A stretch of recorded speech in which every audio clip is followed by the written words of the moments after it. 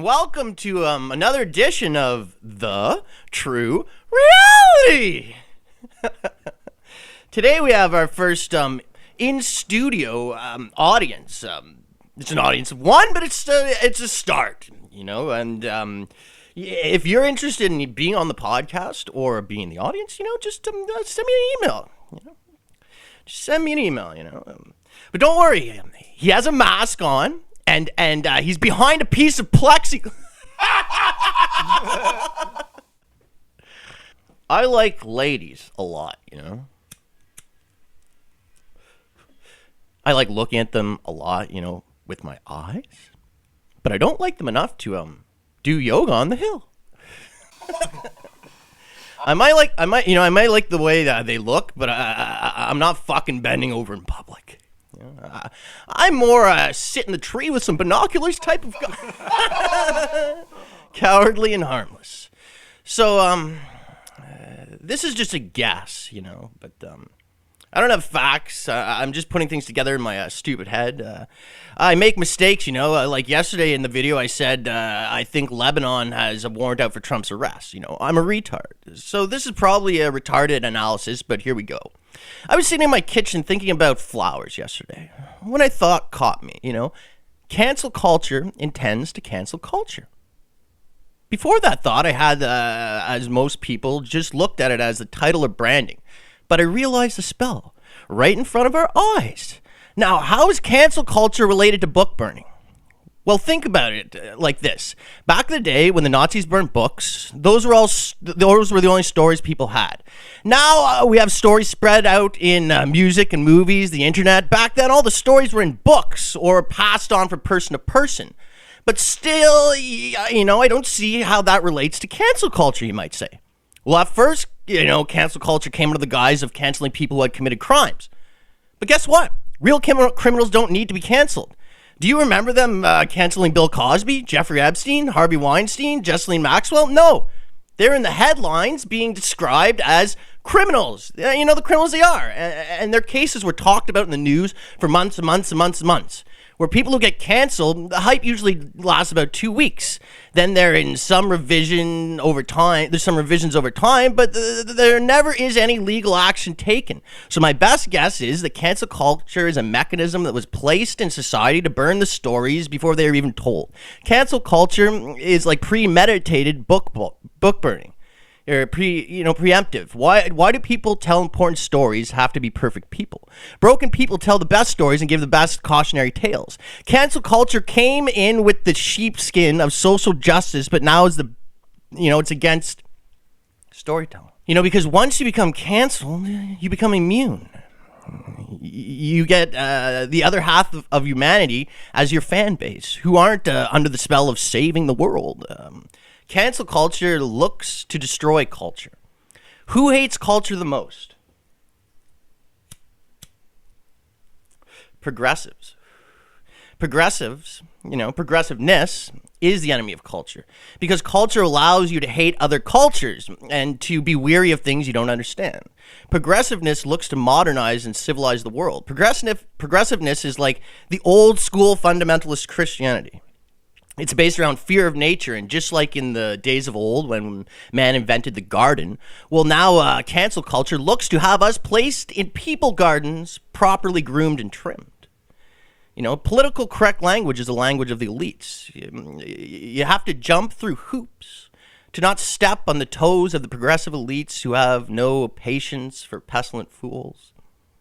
The stories that used to be, you know, in books are now spread out in various kinds of media. Cancel culture looks to burn it, to erase it, to rewrite history under the guise of social justice and political correctness. You know? What's the deal with all these fucking scooters around town? Ride a bike, you lazy, you know? I don't know. My friend played with one the other day, you know. He rode around the block 3 times, and it cost him $10. So it's the same price as a taxi. Let's get into some headlines.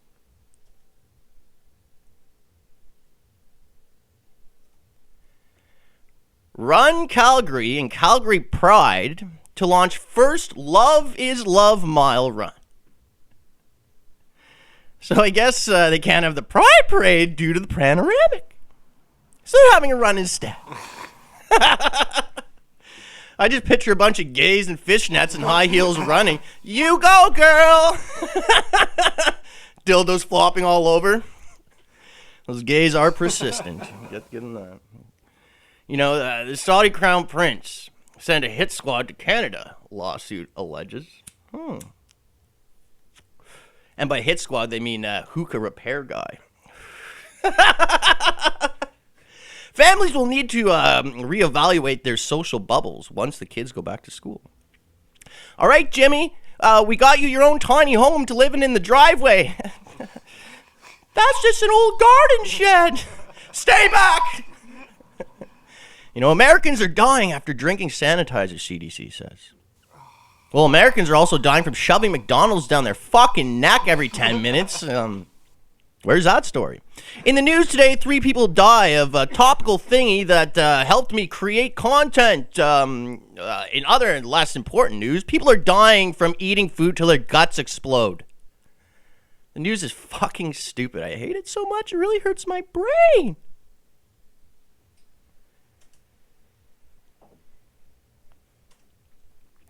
You know, I used to read the news, you know, the newspaper front to back. And now I only skim the headlines, you know, to make jokes for the true reality. But I used to buy a paper every day because, you know, a free paper is literally written by retarded people with brain damage on top of that. And the one you pay for isn't much better, but it's less clickbait, I guess. But anyways, you know, so I would read and that shit and that garbage paper, and I'd feel depressed all the time. And then one day I stopped reading it, and I suddenly felt less depressed. Now, is it because the truth is heavy? Is that why I felt depressed? Maybe a little. But the true reality is I felt depressed because I was being fed problems I couldn't solve. I have a problem-solving mind, and every problem I'm presented, I start breaking down and processing a solution. Now, when you are constantly being confronted with new problems daily, it starts building up in your psychic queue. You begin to feel regret, disdain, and feel embarrassed. You start putting it down as an accomplishment you can't reach. You know, you put it down and you look up at the bird in a tree and look down at the flower and realize the sickness that is infotainment. You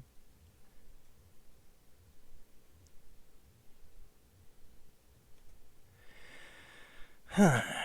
It's a crazy world out there. Before I read the poem of the day, I'm going to read you a quote from Think and Grow Rich that's very important to me. It should be to anyone dedicating to becoming the person they believe they are inside. When defeat comes, accept it as a signal that your plans are not sound. Rebuild those plans and set sail once more towards your coveted goal. Again, when defeat comes, accept it as a signal that your plans are not sound. Rebuild those plans and set sail once more towards your coveted goal. Every failure is a stepping stone. Hey, sometimes the wind blows your back, sometimes the wind blows your face, and sometimes there are clear sunny days with no clouds in the sky. But don't wait for it. Don't wait for someone to tell you how to live your life. Stand tall and proud of who you are. You know, unless you're Justin Trudeau, then you should go live in a fucking cave. All right. Now we're going to get to the poem of the day.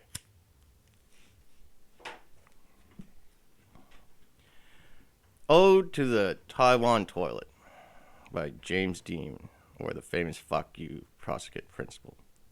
Portrait of Jim and naked ass in the mirror from backstage. It is said, "It is morbid. Is it moribund?" it asked. Oh, great crusty bowl of no end, showing his balls to the world. Is it Sebastian yanking arrows out of his butt? Or the brave Matador Shadow? The last moment in the mirror. Is it the father who cries? Is it the morbid son? The answer arrives. Fuck you, Dad. Dear Dad, fuck you. The lonely man who can't get out from the back of the mirror. Great puppet of the other. Oh, breathing life to the dead on the sand, dried seaweed that speaks, singing Italian songs. on Pageant Place, to the caged girl, the body in a tin can, empty of soul. The crow is crowing, the two becomes one, the end. The pen is set aside, the moving fingers wrote, and now he takes a shit.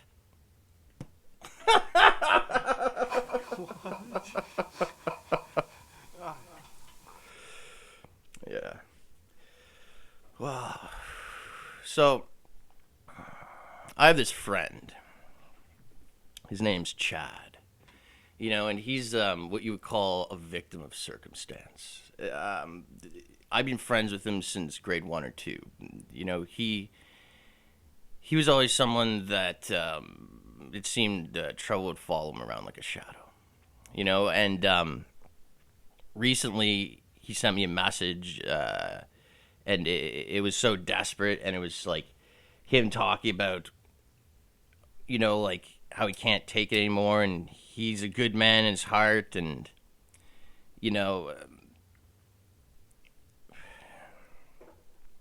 that's the thing, you know, when someone gets canceled, they're just cut off to the fucking world.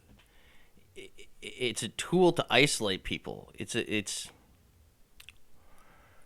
kind of warfare, you know, and people underestimate the potentiality of what it's all being caused by. People just look at the causes. Like they say, oh, I don't like fucking rapists, or oh, I don't like molesters, or oh, I don't like perverts. Yeah, but it attaches itself to that. You know, and you can say whatever you want. And if you are going to say it, say it in the comments below. But, you know, it doesn't help anything. And whenever there is a true crime, well, it's always dealt with as a crime. And then, like I said, you know, the canceled people always loses traction and disappears.